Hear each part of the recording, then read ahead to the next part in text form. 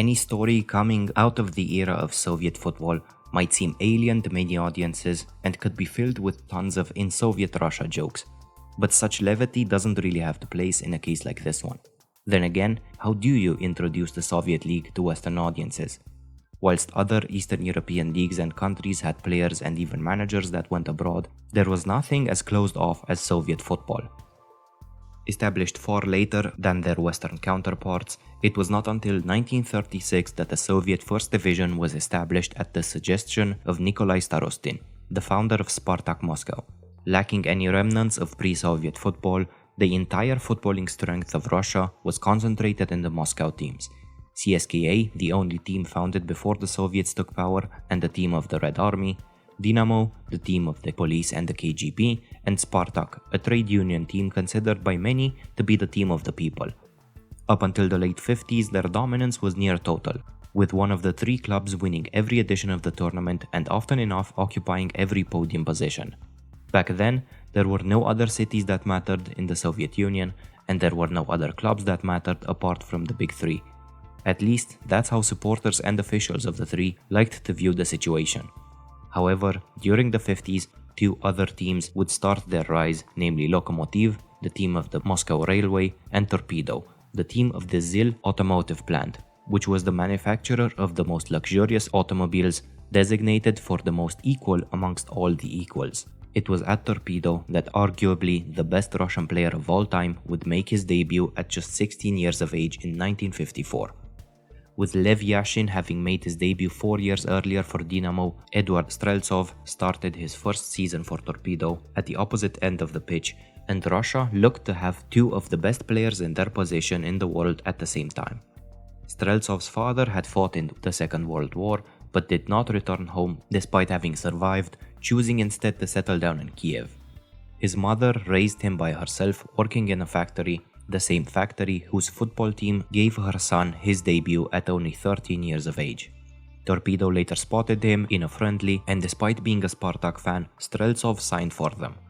The term star boy seems to be thrown around football Twitter on a daily basis nowadays, but Streltsov really did deserve such a moniker in his first 2 seasons. At just 16, he played every game of his side, and in his second season he finished as the Soviet top flight's top scorer with 15 goals in 22 games. The national team was quick to call him up, and he scored a hat-trick on his debut against Sweden in a friendly.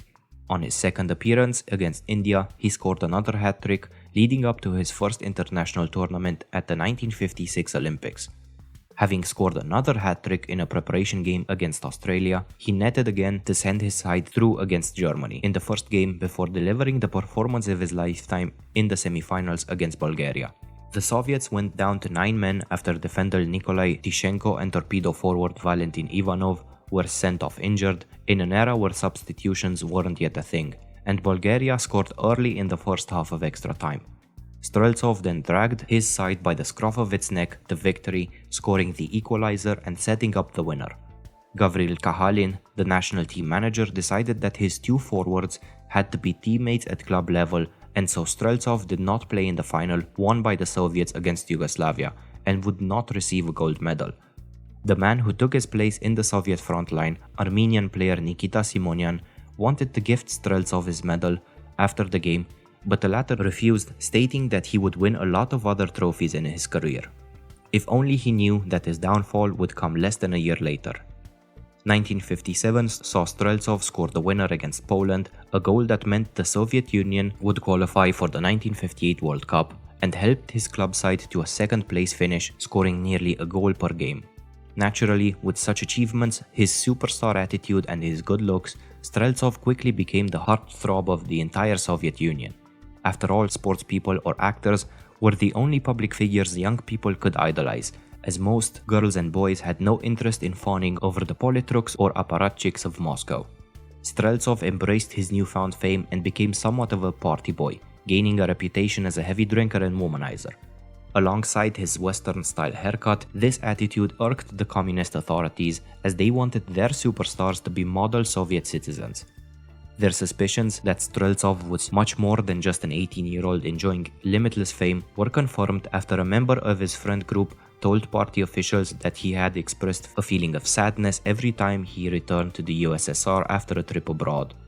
Those same trips abroad, both with the national team and on tour with Torpedo, brought him to the attention of clubs in France and Sweden. Possibly knowing that his actions were doing him no favors, he continued irking the higher-ups, which started using his fame against him.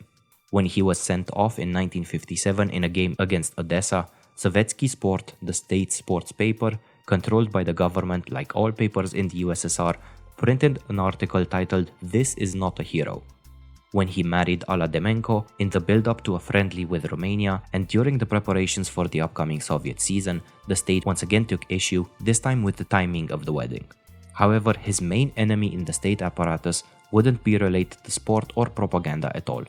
Ekaterina Furtseva was one of the handful of women to ever join the Politburo, the most inner circle of Soviet leadership, and met Streltsov at a ball held at the Kremlin in early 1957 to honor the victory of the national team at the Olympics. Furtseva's daughter, 3 years Streltsov's junior, idolized the footballer, and as children of party officials usually got their wish, Ekaterina approached him suggesting a possible marriage or courtship between the two. Streltsov told her that he already had a fiancée and would not marry her daughter, and reports have stated that later on in the evening, whilst drunk, he told Furtseva that he would never marry that monkey and that he'd rather be hanged. Naturally, she was humiliated at such an affront to her daughter, and Streltsov had made yet another enemy, this time one close to the big boss himself, Nikita Khrushchev. Streltsov thought his footballing prowess would protect him and make him immune to intrigue and politicking, and anywhere else but the Soviet Union that might have been true. There were also unconfirmed rumors that Dynamo, the team of the police and the KGB were out to get him, in a footballing transfer sense, as in many communist countries, transfers of high-profile footballers were regulated through backroom politics. Whilst preparing for the upcoming 1958 World Cup, where the Soviet Pelé was due to meet his Brazilian counterpart, Streltsov ignored his imposed curfew to attend a party organized by Eduard Karakanov, a military officer who had just returned from the Far East. Held at Karakanov's summer house or dacha, the party also featured Streltsov's national teammates Mikhail Ogonkov and Boris Tatushin, who played for Spartak, and a 20-year-old woman named Marina Lebedeva. All 3 players would be arrested the next morning for allegedly assaulting Lebedeva. What follows is a recounting of various pieces of information, testimonies, and stories relating to this case, ones that I was able to find on the internet, and ultimate judgment will not be passed on this occurrence. The sensitivity of the subject and the seriousness of the allegations, especially regarding a topic such as abuse by footballers, which has been at the forefront of recent scandals in the footballing world, should not be taken lightly, as well as the penchant of the Soviet administration for heavy-handed scheming against the ones it perceived as a threat. The national team coach Gavril Kahalin immediately sprang into action, horrified at the accusations and the prospect of losing his best outfield player, and went to the Regional Communist Party Committee, where he stated that his efforts to postpone the trial till after the World Cup were met with veiled suggestions that the order was coming from further upstairs. Former national teammates defended Streltsov well into the future, with some claiming involvement by the state and others pointing out that Streltsov and Lebedeva had been together that evening, but that all that happened was consensual. The matter of Lebedeva's confession has been discussed at length, and reports on it claim that it was riddled with inconsistencies. However, many such reports that occur after traumatic events are inconsistent and often lead victims not to be taken seriously or cause their cases to fail and their abusers to walk free. On the other hand, several pictures emerged of her bruised on a hospital bed and Streltsov's face riddled with scratches in an apparent sign of struggle with someone. Streltsov supporters claim that these images were faked or represented injuries sustained later and unrelated to the case. Jonathan Wilson, who wrote an excellent article about this topic for The Guardian, makes a very pertinent point that the Soviet justice system rarely required such cold hard evidence whenever it wanted to get a conviction.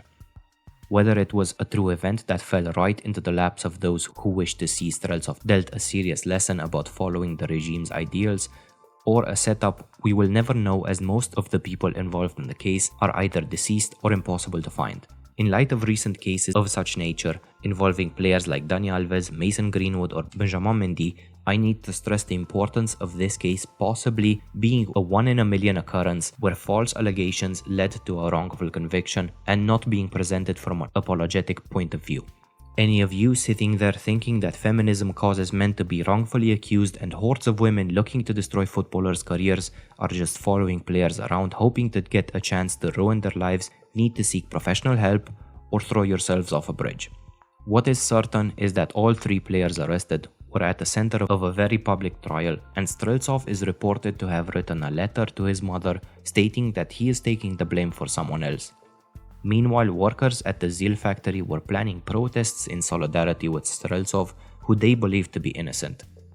Those planned protests were cut short when he admitted his guilt, reportedly being told by officials that doing so would ensure him receiving a slap on the wrist and maintaining his chances of taking part in the 1958 World Cup. Instead, he was sent to a forced labor camp, more commonly called the Gulag, and the 2 other players were served 3-year bans and banned from representing the USSR for life. In the camp, Streltsov received vicious beatings from another inmate, resulting in a lengthy hospital stay, and was later used by the camp's commandants in football matches whenever they needed to calm down spirits amongst the inmates. In the meantime, the Soviet Union without Streltsov and his 2 teammates was severely weakened and lost to Sweden at the semi-final stage, with the press writing that the 2 most weakened teams at the tournament were the USSR and England, who had just suffered the Munich air disaster. At Torpedo, another prodigy, Gennady Gusarov, fired the team to a league and cup double in 1959 and several second-place finishes. In 1963, Streltsov's 12-year sentence was cut short, and he was allowed to return back to the Zeal factory and their amateur football team and started studying automotive engineering at the plant's technical school. In the amateur factory league, he was a huge fish in a tiny pond, leading his team to constant victories, and when higher-ups told the team manager not to include him in the squad at an away game, crowd riots forced the local factory chief to revert the order. A change in Soviet leadership meant that Streltsov's career received a fresh chance as Leonid Brezhnev allowed the player to return to professional football. In 1965, back at Torpedo, he scored nearly 1 in 2, leading his side to another title and regaining his place in the national team.